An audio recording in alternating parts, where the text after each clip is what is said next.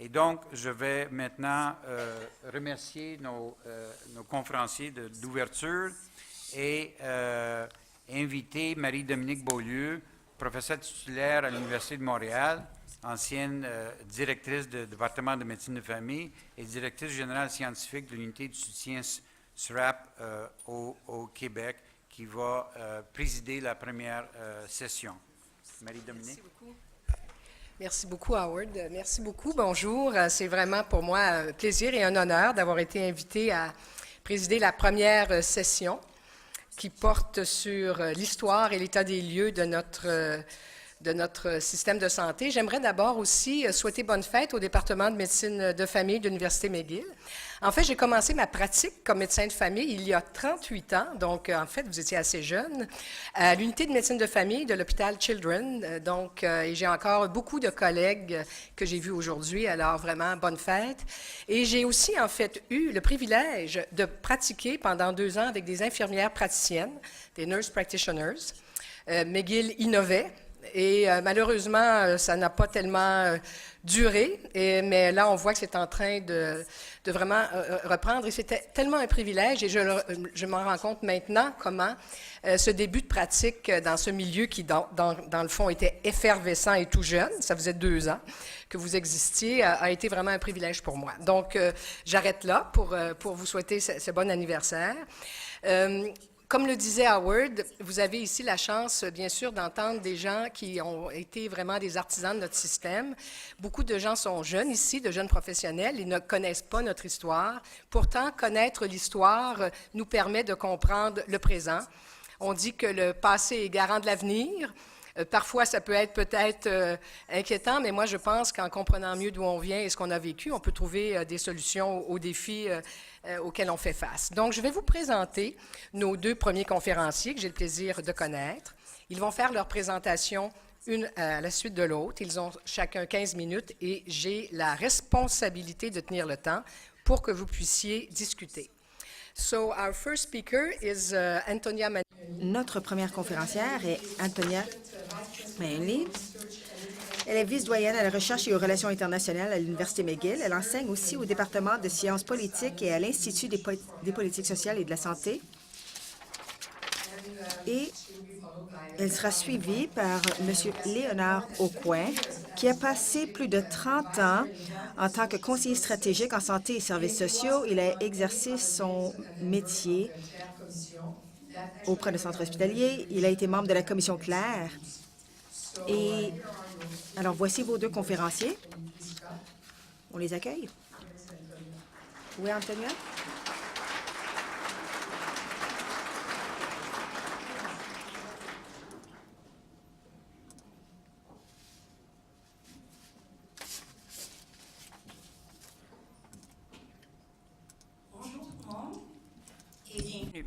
Je vais commencer aussi par reconnaître tout le monde qui a organisé cette conférence, m'avoir invité à parler, et aussi vous dire de ne pas trop avoir peur du titre, qui est de la castonguette à la méthode Barrett. Alors, je me sens un peu mal à l'aise parce que M. Castonguay est ici, en première place. Et je voulais pas être impolie, mais on appelait ça la castonguette dans le temps. Et c'est pour ça que j'ai pensé à ficeler les deux petites, peut-être, markers de notre histoire de santé ici au Québec par cette façon-là. Si vous vous souvenez aussi, cette castonguette a été quelque chose qu'on utilisait comme une carte Visa dans le temps. On appelait ça le Chargex. Et c'est pour ça que la castonguette est venue avec le Chargex aussi. Alors, je ne sais pas si ça va marcher. Quelqu'un? C'est bon? Ah, OK. Hier soir, j'ai été inspirée. So, last night, Howard inspired me. Donc, hier, Howard m'a inspiré. Il y a eu un gala pour vous tous pour célébrer le 40e anniversaire du département de médecine de la famille. Et il a demandé ou il a parlé des soins primaires comme étant l'enfant oublié, l'orphelin ou l'enfant qu'on laisse toujours de côté dans les soins de la santé au Québec. Et j'aimerais vous dire qu'une des choses qu'on doit voir maintenant que vous avez 40 ans, c'est que vous devez reconnaître si vous êtes Cendrillon ou la Belle du bal. Et la raison pour laquelle je voulais vous présenter ça de cette façon, c'est que dans le passé, au cours de la dernière décennie ou des 2 dernières décennies, les soins primaires ont pris beaucoup plus de place. On peut plus appeler ça l'enfant canose à côté. En fait, les soins de première ligne vont s'assumer comme étant vraiment le centre de l'attention du système de santé au Québec. Une des choses que j'aimerais commencer, c'est avec la définition, vous donner un peu de courage dans cette idée. Many people today are going to talk about. Il y a bien des gens aujourd'hui qui vont parler de comment les soins primaires au Québec ont changé. La façon dont on travaille dans les soins de la santé, ça a changé les résultats, mais je veux débuter avec une définition des soins primaires, quelque chose qui vous donnera une idée de quel point c'est important. Et cette définition est tirée de CIHI. Cette idée que les soins primaires, c'est pour les soins de la santé ce que l'ABC est pour l'éducation. Et ça, c'est la fondation, la base des soins. Je pense qu'on pourrait même dire que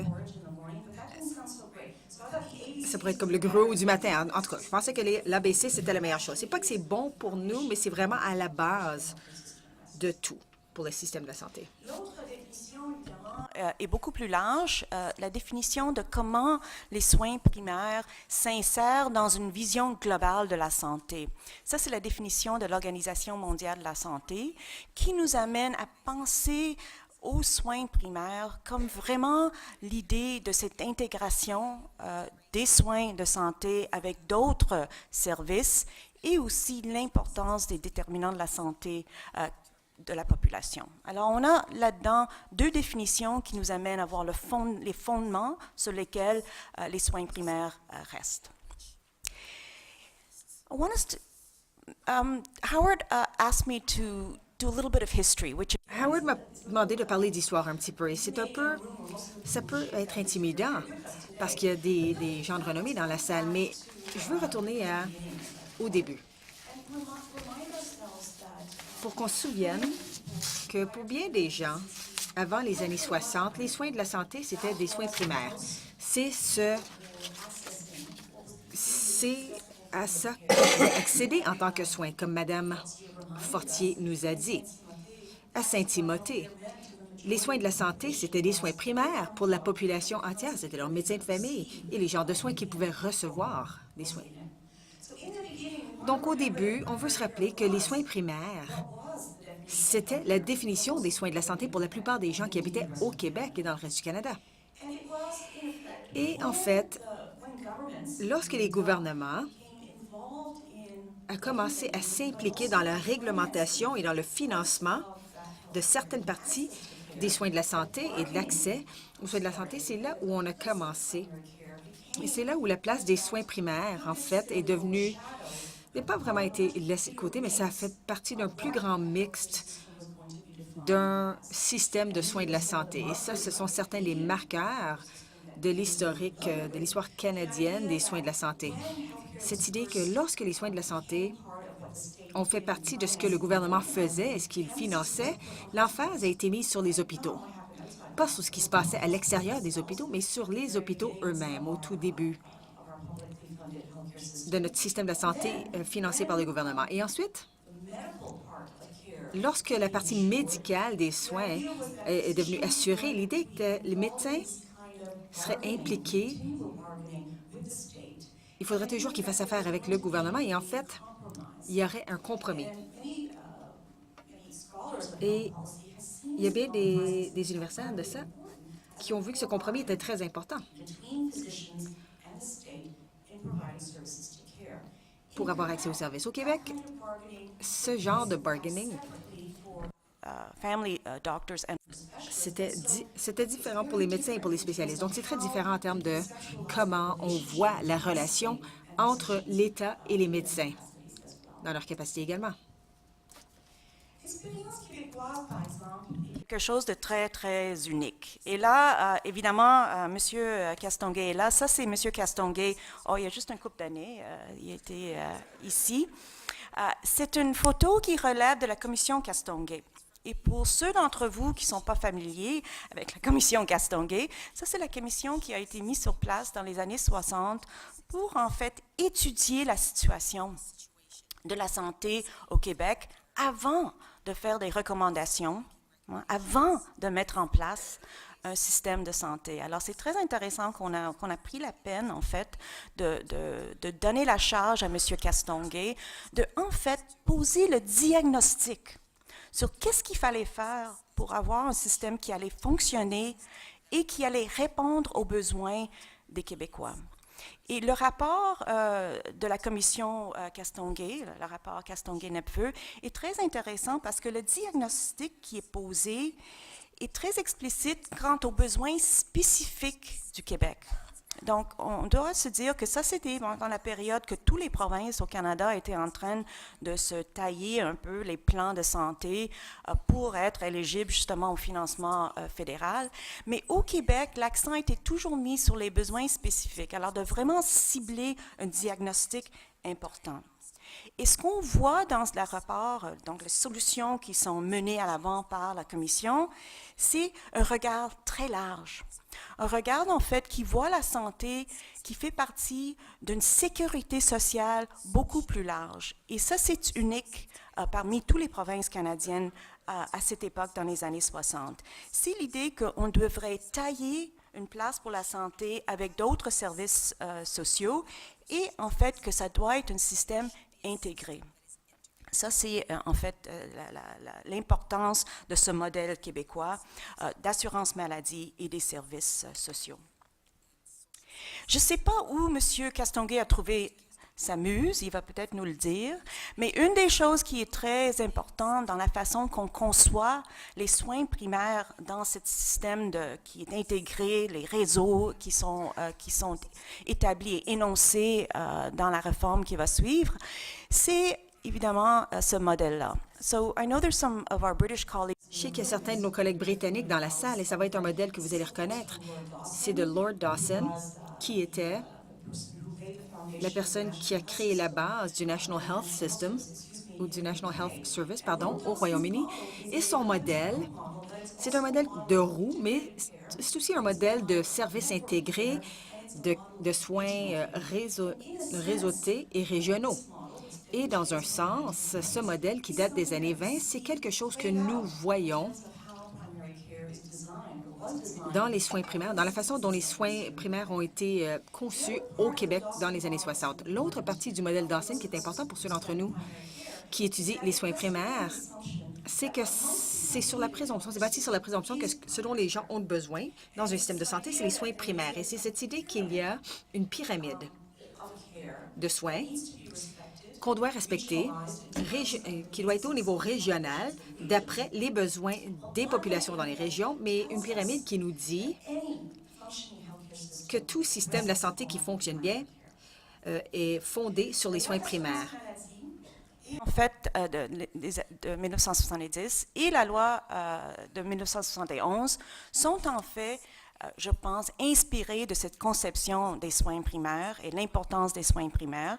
Ici, on voit encore M. Castonguay qui donne le premier carnet santé, il se souvient de ça, à une madame qui vient d'accoucher de son enfant.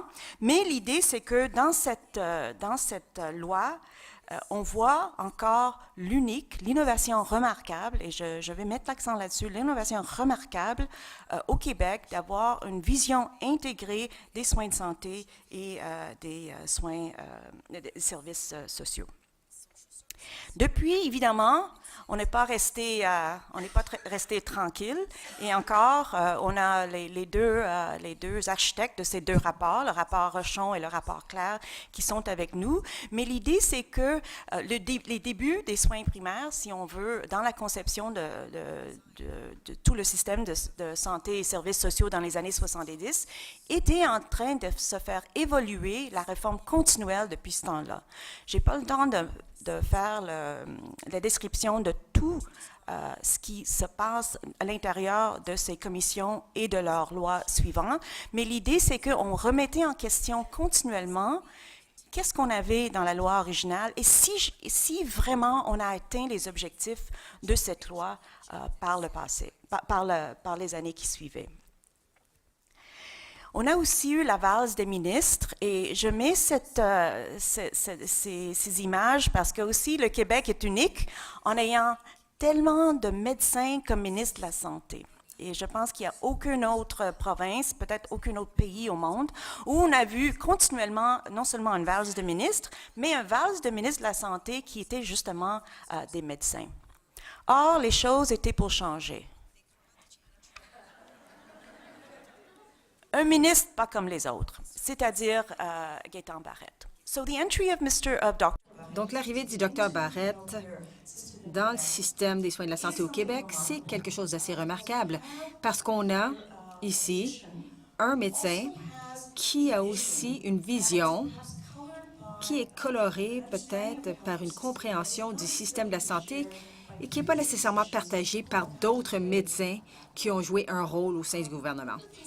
Une des choses qui est intéressante concernant le mandat de M. Barrette, c'est comme Howard a dit, on a eu 2 nouvelles lois qui, pour la première fois, sont différentes de ce qu'on a vu dans le passé. J'ai mentionné que ce qu'on a vu dans le rapport Claire et le rapport Rochon, c'était une pensée, bon, comment est-ce qu'on peut rebâtir le système de la santé pour retourner aux objectifs des années 70 ou bien pour faire une réforme de cette façon-là? Les lois que M. Barrette a présentées s'éloignent de ce modèle. Et encore une fois, je n'ai pas le temps de tout revoir les solutions qui ont été présentées par ces lois, mais il suffit de dire qu'elles sont basées sur des prémices qui voient qu'est-ce que la réforme des soins de la santé. On voit la réforme très différemment de ce qu'on a vu dans le passé. On doit se dire, bon, la loi 10, le projet de loi 10, est-ce que c'est un bon diagnostic ou non? Les niveaux de pouvoir décisionnel et si de mettre en place un système qui semble beaucoup plus concentré en termes de pouvoir décisionnel, si c'est la réponse non. Bon, hello, c'est moi qui est responsable, mais on devrait y penser dans la mise en œuvre du projet de loi 10. Le deuxième projet de loi qui change la conversation concernant la réforme des soins de la santé, c'est le projet de loi 20. Ici, l'impact sur la médecine de famille est direct. C'est cette idée que, bon, d'améliorer l'accès des patients aux soins en allant un peu plus loin dans la création des GMS. Alors, des groupes de famille, la création de ces groupes de médecine familiale, c'est quelque chose qui va aller un peu plus loin. Mais encore une fois, la question demeure. Est-ce que c'est une bonne façon de diagnostiquer ce qui se passe et ce dont on a besoin, surtout dans les soins de la famille? Peut-être la vision plus des médecins de comment ils font face à cette réforme et on aura amplement le temps d'en parler un peu plus tard dans la journée. Where did Dr. Le Dr Barrette, quelle est sa muse? C'est une bonne question. Il y a bien des observateurs. Et moi-même, on croit que ça provient de ce qu'on appelle du modèle Kaiser. Alors, c'est un modèle de soins intégrés, mais ce n'est pas seulement un modèle de soins intégrés. À gauche, comme vous voyez, il y a le triangle. Bon, la façon dont les soins de la santé sont intégrés, financés, et c'est un tout. Mais si on regarde à droite, c'est ce qu'on appelle un système intégré à la verticale. Le problème, c'est qu'au Québec, ou le système qu'on a ici au Québec, c'est financé par le gouvernement. C'est basé sur la population. Donc, ce n'est pas nécessairement un système intégré à la verticale. Ou, comme aux États-Unis, Kaiser Permanente, c'est eux qui sont propriétaires et qui exploitent les instituts de santé. Donc, je pense qu'il va y avoir une tempête. On va s'éloigner des organisations qui sont dans les régions et spécifiques aux communautés. Ça, c'était la base du système de la santé à l'époque. On va aller vers quelque chose où les intervenants vont trouver que peut-être qu'ils ont été laissés de côté, que leurs voix ne se font pas entendre et qui élimine cette négociation, donc l'autonomie des médecins et la réglementation publique. Ça, c'est tous les petits annonces, tous les bulletins médiatiques que Howard m'a envoyés dans le mois passé. Donc, j'ai pensé que j'allais peut-être les montrer pour vous. Je sais que M. Dubuc est dans l'auditoire aussi. Mais si on veut dire qu'est-ce qui s'est passé avec la loi 10, qu'est-ce qui s'est passé avec la loi 20, est-ce que ça a été un succès, ça dépend qui on demande. Si on demande aux observateurs dans les médias, on dirait qu'il y a peut-être un problème. Il y a un problème dans le fond, dans la structure des lois, mais surtout dans la mise en œuvre et dans le leadership politique de ces lois-là. U.S. healthcare policies ask themselves. Les politiciens aux États-Unis se demandent pourquoi est-ce qu'il y a des mauvaises choses qui arrivent à de bonnes politiques. Je pense qu'il y a des gens au Québec qui se posent la même question, qui se disent pourquoi est-ce qu'on a toujours des politiques qui ne marchent pas lorsque les idées à la base sont bonnes. Je vais aller vous donner un petit cours sur la politique de la santé, mais je n'ai pas assez de temps. Mais je veux vous rappeler de 3 points en terminant. Le premier, c'est qu'il y a des façons différentes de voir le changement de politique. Ma collègue à l'Université de Toronto a développé ces modèles différents. Et je pense que ce qu'on voit plus récemment, c'est l'approche Big Bang, alors la mobilisation de l'autorité. Tandis que dans le passé, on a vu plutôt le blueprint, le modèle blueprint ou même le modèle incrémental. Donc, on est dans un environnement différent aujourd'hui. La deuxième chose, c'est qu'on est dans un environnement de politique différente. Ça, c'est l'environnement politique que je montre aux élèves de première année. Et lorsque je leur présente cet acétate, il y a un élève qui m'a dit « Mais c'est quoi au milieu? » C'est vide. Et c'est un vide. Et je pense que c'est pour ça qu'on doit dire qu'est-ce qu'on essaie de faire avec notre réforme des soins de la santé. Et troisièmement, il faut se rappeler que dans le cycle de politique, ce cycle, l'emphase n'est pas les éléments discrets de ce cycle de politique, mais qui nourrit tout ça? Qui est impliqué? Qui est impliqué dans la formulation, dans les points qu'on va couvrir, la mise en œuvre et pourquoi aussi ça nous prend plus d'évaluation des politiques qui sont mises en place. Donc, je vais vous laisser avec cet acétate qui suggère les 3 objectifs de la réforme des soins de la santé. C'est pas si compliqué que ça. C'est une question d'améliorer la santé de la population, d'améliorer l'expérience des patients et à un coût plus abordable, de contrôler les coûts. C'est 3 objectifs et c'est faisable. Mon collègue Tom Bodenheimer, qui a analysé les soins de la santé aux États-Unis, il nous donne les blocs de construction. Je peux vous donner cet article si ça vous intéresse, mais c'est avec ça que je vais vous laisser. Cendrillon ou la Belle du Bal. On pourrait être Cendrillon et la Belle du Bal. Donc, maintenant qu'on a 40 ans, et en termes de réforme des soins de la santé, je veux que vous voyez ça comme un moment où on devrait prendre le contrôle de s'approprier les soins primaires et voyez-vous pas comme Cendrillon, mais comme la Belle du Bal. Merci beaucoup.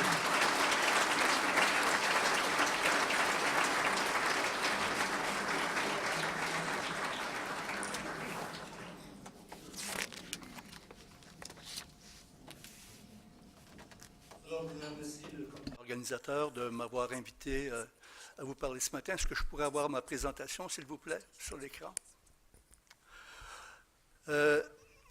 J'ai choisi de mettre l'accent sur les 15 dernières années pour vous donner un petit peu un coup d'œil critique de l'évolution des soins de première ligne. J'ai eu le privilège de faire partie de la commission Claire avec, évidemment, le Dr Bergman et avec Michel Claire qui sont ici aujourd'hui.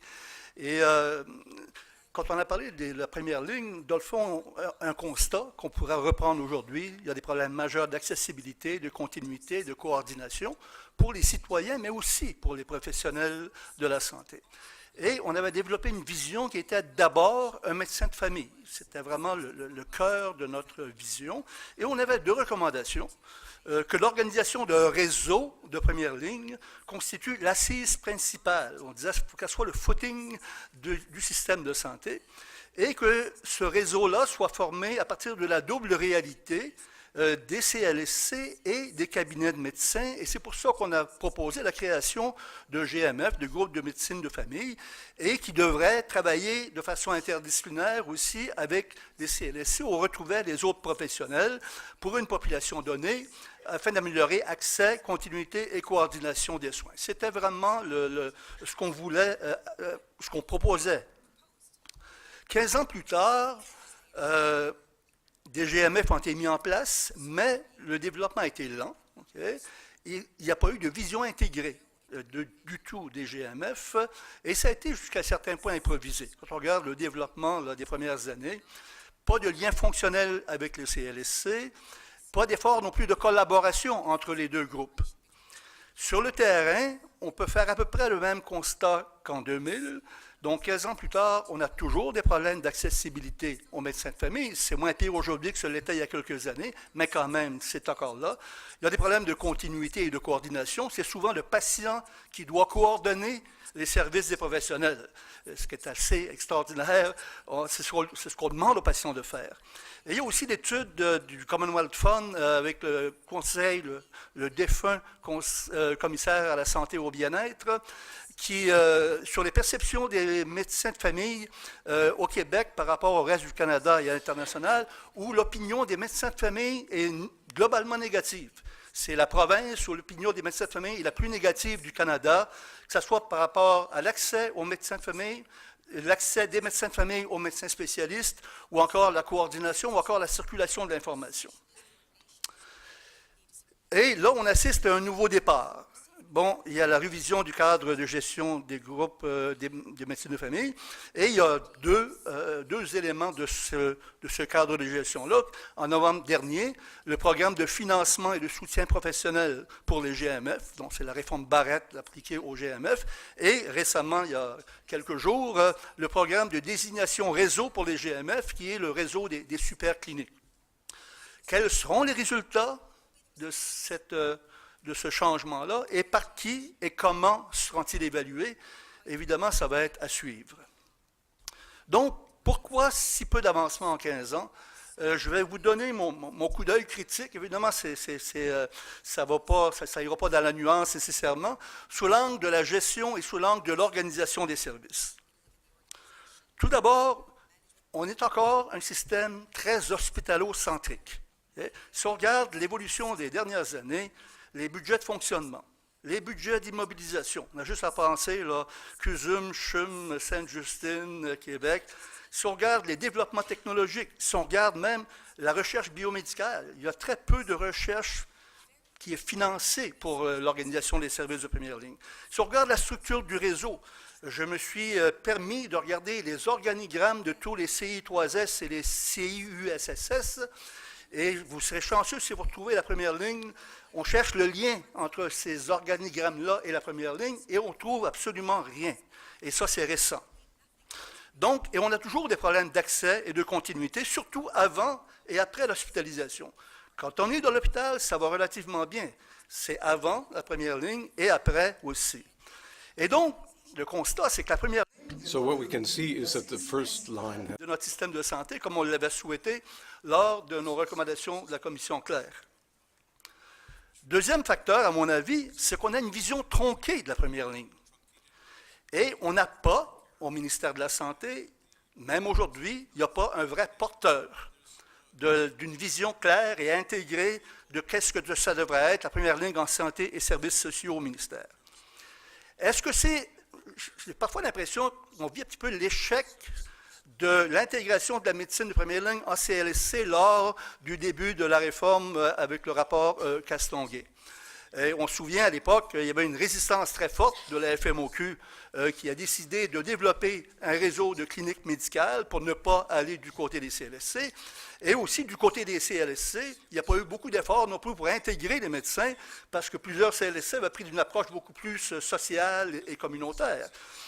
Et donc, on s'est retrouvé avec deux modèles parallèles, okay? Le modèle des CLSC d'un côté, le modèle des cliniques médicales qui sont devenues des GMF de l'autre côté, deux modèles parallèles d'organisation différentes, de financement différents et de gestion différente, avec peu de collaboration entre ces deux niveaux-là. On est aussi dans un système où la négociation syndicale centralisé entre la FMOQ et le ministère, c'est devenu comme le mode d'organisation des services de première ligne. Il y a quelque chose d'un peu aberrant à ce qu'une négociation syndicale serve, dans le fond, de modèle d'organisation des services. Et on sait, et à mon avis, c'est encore plus le cas au Québec, parce que dans les autres associations médicales, si on regarde l'Ontario Medical Association ou l'Alberta Medical Association, oui, il y a la négociation des conditions de travail, mais quand on regarde dans leur mission, il y a aussi la mission de collaborer à faire un système de santé qui soit bon. Si on regarde la mission de la FMOQ et FMSQ, c'est uniquement les conditions de travail des médecins. Et c'est normal, si je suis un syndicat, je négocie les conditions de travail. Et donc, il y a très peu de choses dans les conventions collectives médicales sur l'organisation des services à une population. Donc, le résultat, c'est que la première ligne a été réduite aux cliniques médicales hors réseau et qui, plus tard, deviennent des GMF. Et des GMF qui, jusqu'à assez récemment, il y avait des règles confuses et il y avait une imputabilité pour le moins ambiguë.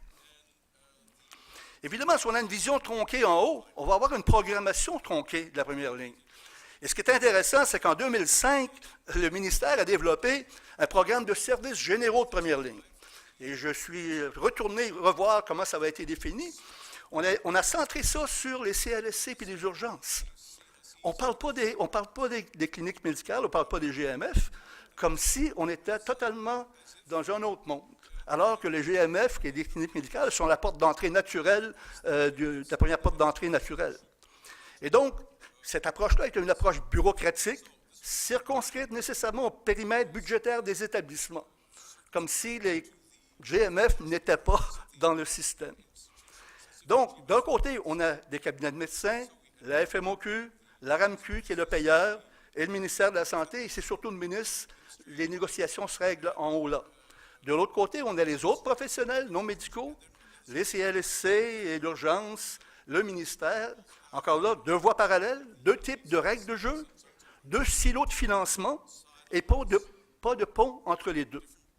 Et donc, évidemment, comme on est en retard sur les autres provinces par rapport au dossier médical électronique, peu ou pas de circulation de l'information clinique et peu ou pas de coordination. Très forte centralisation de la prise de décision. Antonio en a parlé un peu. Évidemment, de plus en plus de décisions se prennent au sommet de la pyramide. Il y a absence de gouvernance locale, et avec la loi 10, évidemment, on a enlevé à peu près tous les conseils d'administration. Il y a aussi une négation. Ces projets de loi-là, c'est la négation de la capacité d'initiative et de co-construction des cliniciens et des gestionnaires avec les citoyens locaux. Dans le fond, on vient d'enlever le pouvoir qu'on avait de pouvoir travailler sur le plan local, on vient de happer le pouvoir vers le haut. Donc, ça veut dire une perte de pouvoir d'agir par ceux qui possèdent le savoir localement sur leur population et sur leur environnement. Il y a aussi un risque de one size fits all, c'est-à-dire que si c'est décidé d'en haut, ça risque d'être assez normé. Et on est dans un système où l'innovation est perçue comme de la délinquance, alors que l'innovation devrait être une force qui nous permette d'améliorer notre système. Approche command and control. Je veux dire, on avait ça dans l'armée, mais les armées modernes, je pense, se sont adaptées un petit peu mieux. C'est présent depuis plusieurs années. Ce n'est pas uniquement la réforme Barrette. On a vu ça avec d'autres ministres auparavant, mais c'est beaucoup plus fort aujourd'hui. Et le message, c'est « Je sais ce qu'il faut faire, vous n'avez qu'à le faire. Et je vais vérifier. » Et donc, il y a une négation de la réalité des organisations professionnelles en santé et aux services sociaux. Ce n'est pas un dépanneur. On travaille avec des professionnels et donc il y a une espèce de négation de cette réalité-là et des savoirs qu'ils possèdent. Et un phénomène, une conséquence de ça, c'est que les gestionnaires, maintenant, sur le terrain, sont plus tournés vers le haut pour répondre aux attentes d'en haut, alors qu'ils devraient être tournés vers en bas, vers leur organisation, vers leurs professionnels pour organiser leurs services. Et en première ligne médicale, évidemment, la loi 20, c'est un petit peu le summum de cette approche-là de command and control. Il y a aussi l'instabilité du leadership central. Entre 2000 et 2016, on a eu 7 ministres. Donc, c'est un ministre par 2,3 années. Évidemment, en changement de ministre, on a des changements de sous-ministres. il y a des changements d'orientation et on a eu quelques réformes de structure aussi à l'intérieur de ça. Donc, ça pose tout l'enjeu de la cohérence et de la cohésion de notre système de soins. Il n'y a pas une business au monde qui pourrait aurait des problèmes de cohérence avec un tel roulement de leadership central. Évidemment, sur le terrain, c'est que les gens ont de la difficulté à trouver un sens à ces changements fréquents-là. Et quand on parle avec les gens de la base, les gens se disent « Oups, encore des changements et on ne sait pas quel sens ça prend. » Et je termine. C'est quoi le défi du futur? Les dés sont jetés. La question, c'est peut-on encore influencer les règles du jeu? C'est clair que les décisions du ministre Barrette sont prises. Et la question qu'il faut se poser, c'est comment mobiliser les joueurs clés pour assurer, premièrement, un vrai travail de collaboration clinique et de gestion entre médecins et autres professionnels, un leadership partagé. Toute la littérature dit que c'est vers ça qu'il faut qu'on aille pour avoir une vraie première ligne organisée. Comment assurer une approche populationnelle sur le plan épidémiologique? Okay. Donc, les systèmes de formation, l'analyse des données de clientèle, les liens avec la santé publique, ça devrait faire partie aussi, je dirais, du territoire de la première ligne. Comment assurer une préoccupation d'évaluation de la pertinence, de la qualité, de l'efficacité et de l'efficience des services et de leur organisation, des questions qui sont essentielles. Dans ce système public à ressources finies, il faut s'assurer qu'on soit le plus efficace et efficient possible. Comment assurer une préoccupation d'évaluation de l'expérience patient et de son rôle de partenaire? Ça fait partie aussi des nouvelles approches. Et la dernière, comment assurer une gouvernance publique locale avec participation de citoyens. Merci.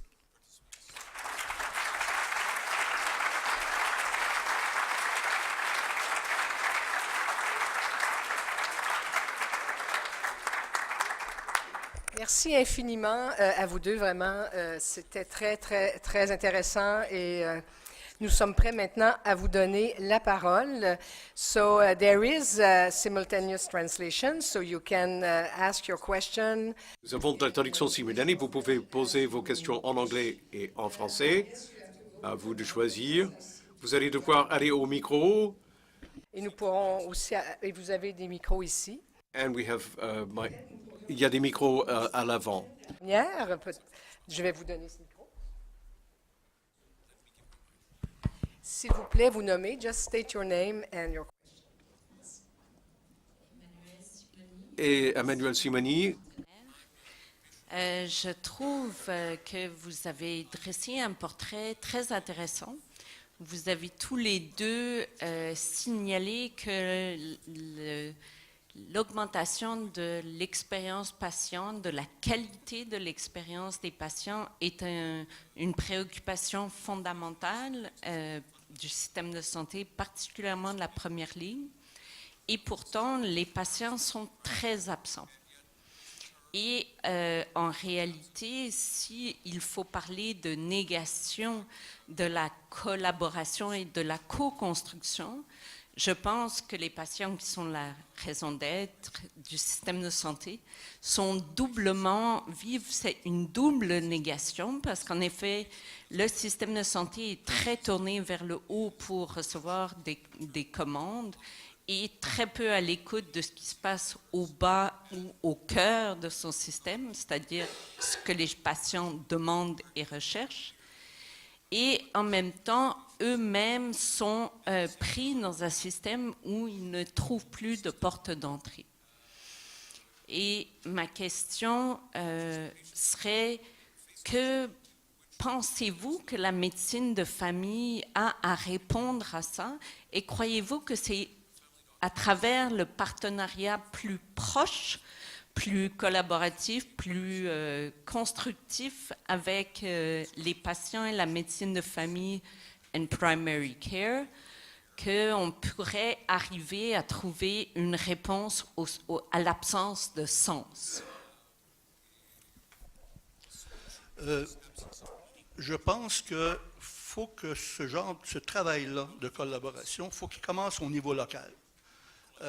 Et je pense que les soins de première ligne et la médecine de famille est probablement le lieu où cette collaboration-là pourrait le mieux s'établir.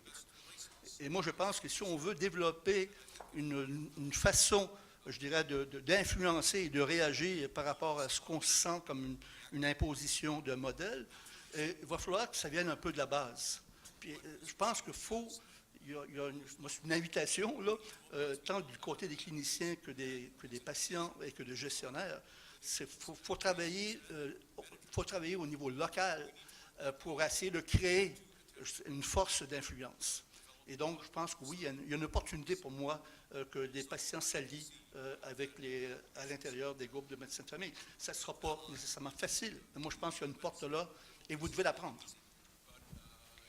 Il y a deux parties, il y a deux choses qui ressortent de la question. La première, c'est la participation des patients, qui est une chose M. Aucoin a démontré. L'autre, c'est plus, est-ce que le système est centré sur les besoins de l'accès et des services du patient? Donc, c'est deux choses qui s'entremêlent, mais ils sont quand même deux choses, là.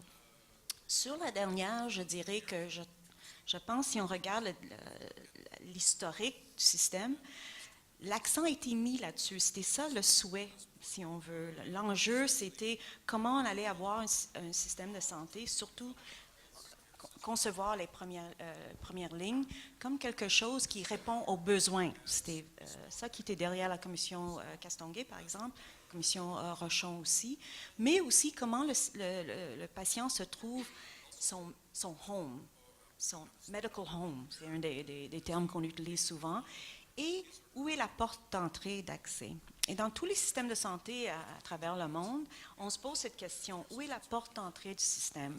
Le problème dans les systèmes nord-américains, et le Canada comme au Québec, c'est qu'on a un système plus dispersé et que les portes d'entrée sont multiples, tandis que d'autres systèmes sont conçus en façon beaucoup plus, si on veut, logique, où la porte d'entrée est là, et on entre par là, surtout par les soins primaires, voilà, ce qui est le plus important pour la population.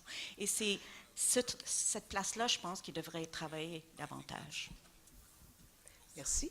Est-ce qu'il y a d'autres questions? Je vois quelqu'un se diriger vers le micro. Bonjour, merci beaucoup pour vos paroles. Moi, je m'appelle David Benrimo. Je suis cofondateur du Forum de la relève étudiante pour la santé du Québec, ou the Quebec Health Professional Students Roundtable. My question is really about policy direction. La question concerne les orientations politiques. Vous avez parlé de cycle d'élaboration de politique. Ce qui me préoccupe, moi et mes collègues, c'est que les réformes qu'on voit aujourd'hui, disons qu'elles n'ont pas les effets voulus par le ministre.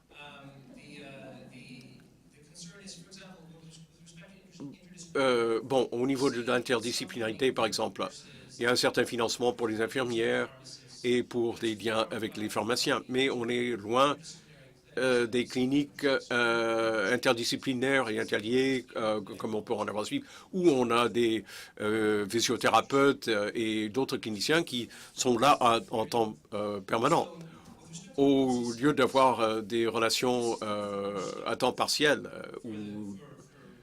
Bon, bon, ça c'est le système qui a été adopté maintenant. Mais pendant combien de temps faut-il vivre avec ça avant de pouvoir essayer de le changer et de le modifier? Parce qu'on sait qu'il y a une inertie dans toute politique. Alors, c'est quoi l'inertie et quels sont les dégâts à prévoir si on essaie de réparer les dégâts maintenant ou d'attendre? On sait qu'il va y avoir un après Barrette. Alors, la question est de savoir quelles seraient les politiques rationnelles pour essayer de redresser la barque. Bon, il y a des formes de résistance, de désobéissance civile. Bon, les politiques sont des choses vivantes. Le cycle, bon, les analystes de politique le voient comme quelque chose de vivant. On n'est pas pris en tant que tel avec une politique. Dans les systèmes parlementaires, quand on a un gouvernement majoritaire qui adopte des lois, les changements succèdent à l'adoption des lois. Mais la phase de mise en œuvre est intéressante parce qu'elle nous montre où se trouvent les failles. Alors, on ne peut pas réparer les choses qui vont mal à moins de pouvoir évaluer ce qui se passe. Et ça va être ça le défi. Comment trouver des façons d'évaluer la manière dont le système change pour trouver des façons de faire une meilleure mise en œuvre. Ça va être important de voir au niveau de l'implantation de ce qu'il y a et de trouver les failles dans le système. Un petit peu, je pense, Leonard Cohen qui dit There's a cracks and that's where the light gets in. Je pense qu'il s'agit d'aller voir au fur et à mesure où ça va s'implanter. Est-ce qu'il y a des espaces où on va pouvoir essayer de modifier les choses dans la bonne direction? Merci.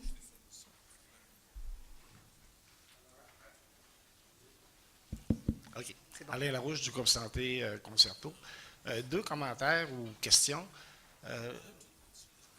On remarque sur le terrain que les médecins de famille, au regard du projet de loi 20 ou de la capacité d'atteindre les cibles d'inscription et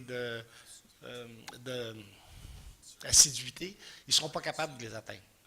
Ça a un effet un peu bizarre ou contraire, c'est que de plus en plus, ils inscrivent au cas où ça arriverait, l'application de la loi 20, pour ne pas être pénalisés. Puis on observe de plus en plus le sentiment que les patients commencent à être difficiles à trouver. Ce serait un effet paradoxal.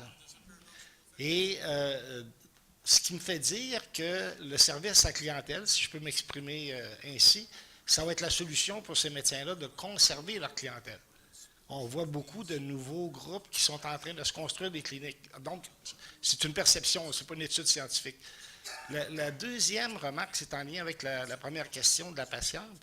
C'est ma croyance, c'est à l'effet que la prochaine révolution, la prochaine disruption qui va survenir dans le réseau de la santé va venir du patient, qui va devenir de plus en plus en possession de ses besoins, de l'expression de ses besoins, à cause des technologies de l'information. Les patients diabétiques aujourd'hui en savent beaucoup plus que leur médecin ou que leur infirmière sur leur état de santé. Ils savent reconnaître leurs symptômes, ils savent comment contrôler ça. Les technologies d'information vont apporter une prochaine révolution, à mon point de vue, et puis j'aimerais vous entendre là-dessus.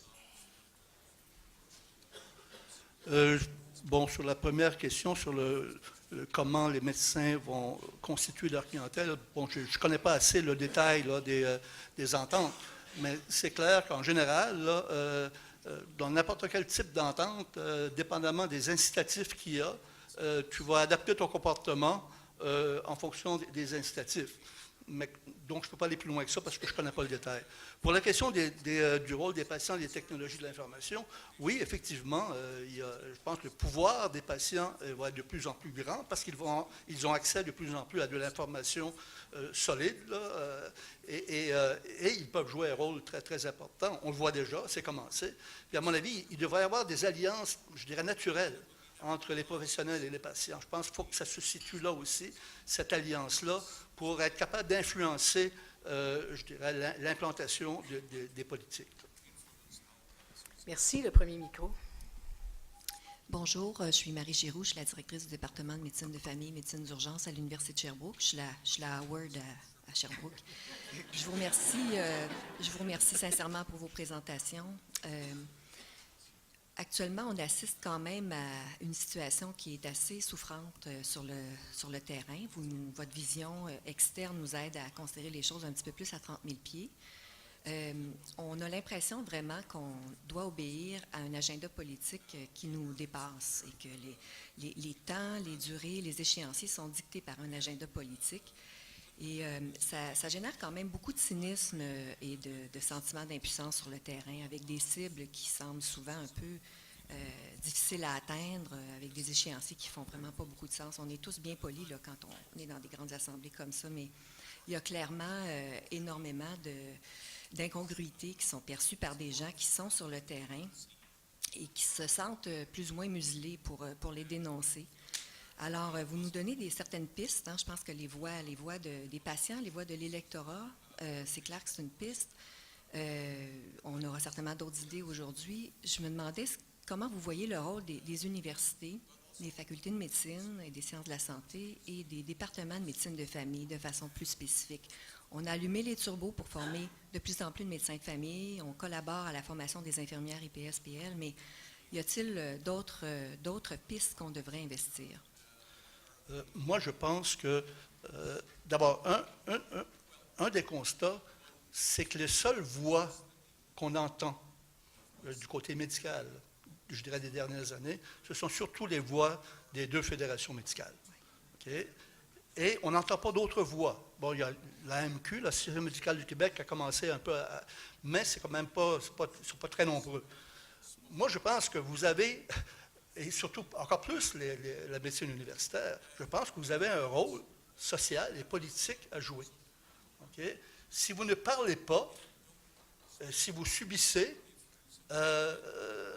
faut qu'il y ait une autre voix que les voix des deux fédérations médicales pour dire, wow, une seconde, il y a d'autres facteurs qu'il faut qu'on regarde. Et moi, je pense que vous avez un rôle important à jouer.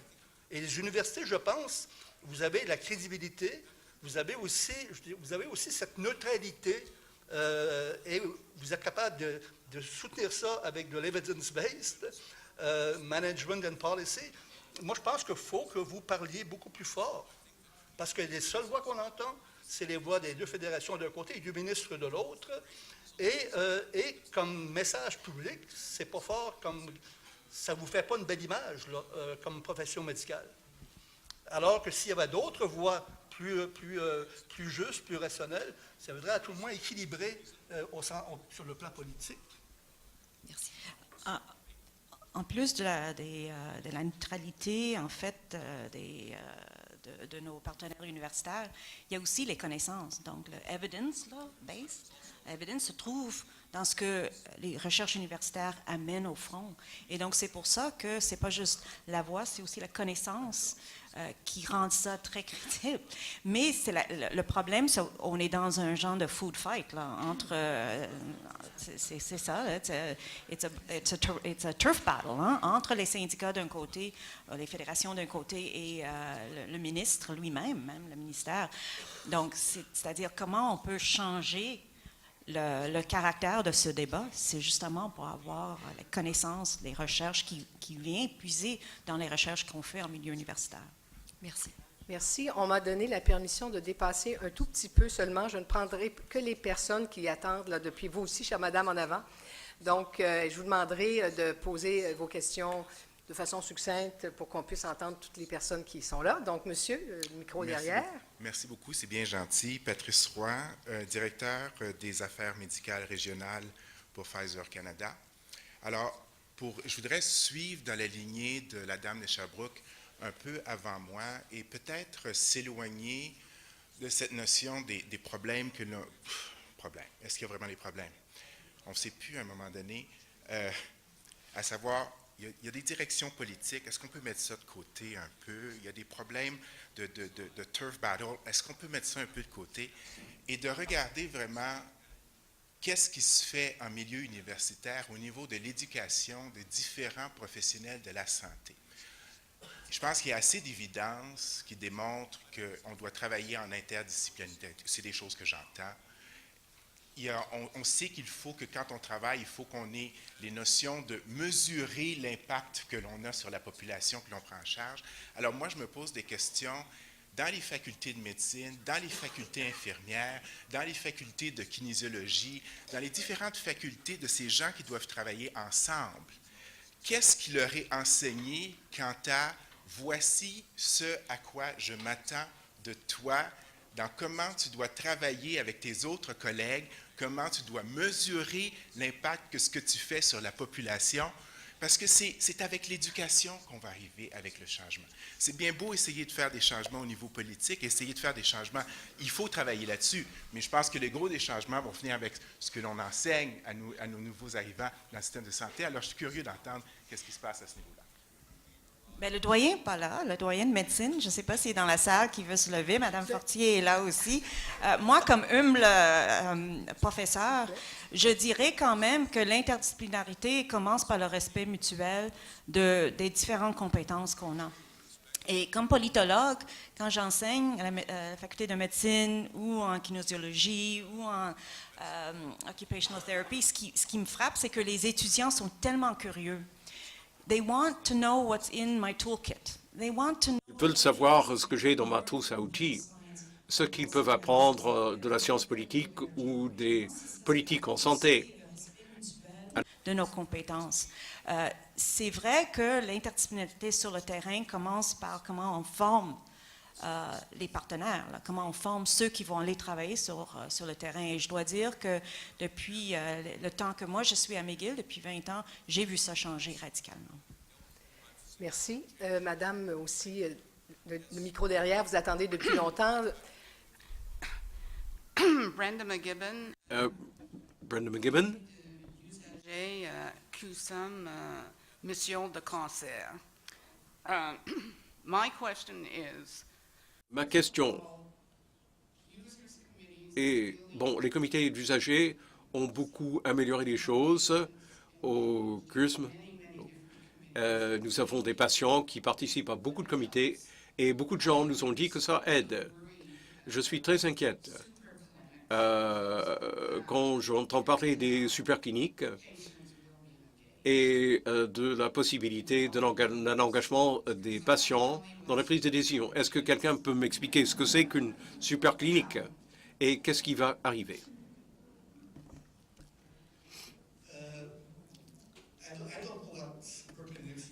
Je ne sais pas ce que seront les supercliniques. Super, en tout cas. Le ministre nous a dit qu'elles seront super. Nous n'avons pas entendu parler des détails.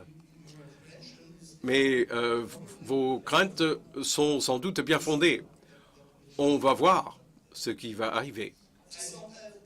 Mais je n'ai aucune réponse à vous donner.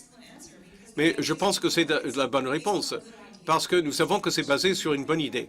Alors, ma question est, comment se fait-il que de mauvaises choses arrivent alors qu'on a eu une bonne idée? Le problème, c'est que les supercliniques sont fondées sur la notion de l'efficacité. C'est un élément d'un système de santé efficace, mais où les besoins des patients, la continuité, l'organisation du personnel des cliniques, tout ça, ça c'est un autre aspect. Il faut comprendre le raisonnement derrière cette réforme, ce changement. Dans ce cas-ci, c'est l'efficacité.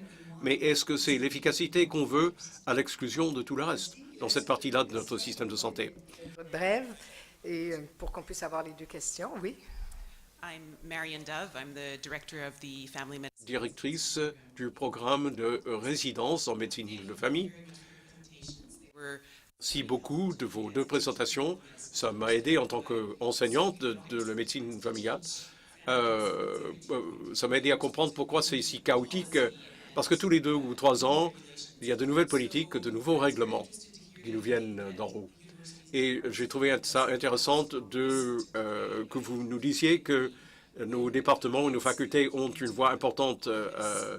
Quand le ministre Barrett est arrivé, il y a des étudiants qui m'ont dit « je voulais faire de la médecine de famille, mais je commence à me demander si c'est un bon choix parce qu'on semble être très maltraité. » Les résidents cette année, heureusement cette année, nous avons réussi à combler toutes les places, mais les seules places vacantes au Québec sont au Québec. Je pense que les étudiants et les résidents parlent, mais du pied, en s'éloignant. Vous nous parlez de participer au débat. Avez-vous des idées de comment on peut le faire? Nous savons que les médecins n'ont pas la cote dans le public, et je comprends parce qu'on fait partie du 1% des mieux rémunérés. Comment est-ce qu'on devrait exprimer nos préoccupations? Comment est-ce que les résidents, par exemple, peuvent participer au débat? Une chose est certaine, c'est que les revenus ne devraient pas être l'argument principal. Ce qui est arrivé au cours des dernières années, le focus était sur les revenus. C'est une cause perdue pour vous. Il me semble que vous devriez être beaucoup plus... Votre dossier devrait être basé sur l'accès et comment s'assurer que les soins primaires sont ce qu'ils devraient être et que vous savez ce qu'ils devraient être. Vous avez des données, vous avez des connaissances. vous devriez vous concentrer, votre intervention devrait être axée sur cet aspect. Et comment les gens auront accès à ce qui devrait être fait dans les soins primaires. On parle trop des revenus. Et je crois que, pour retourner à certaines des choses que j'ai mentionnées dans ma présentation, si on pense au système de la santé qui est sur la fondation des soins primaires, ça devrait vous donner du pouvoir pour penser à l'importance de tout ça comme fondation du système des soins de la santé, à quel point c'est important pour la santé de la population et des individus. Ce n'est pas des choses que vous inventez, ce sont des choses qui sont là et connues. Une autre chose que je vous dirais également, c'est que si on retourne à Mme Fortier et Saint-Timothée, les médecins de famille sont en fait le cœur.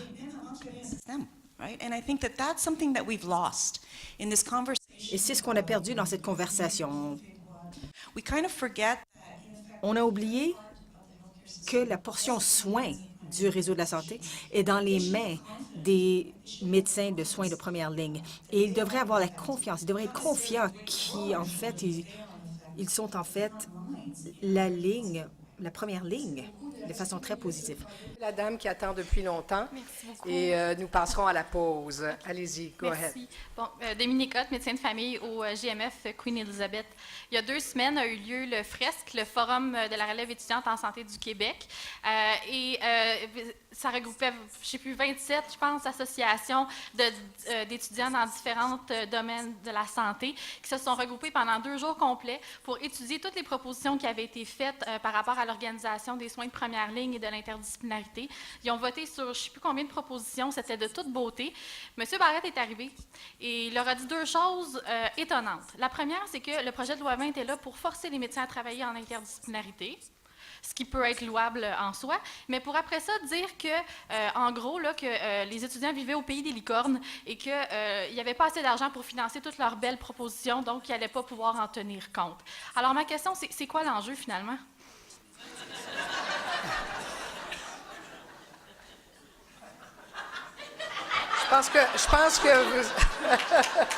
Je crois que ça finit très bien cette session. Merci énormément.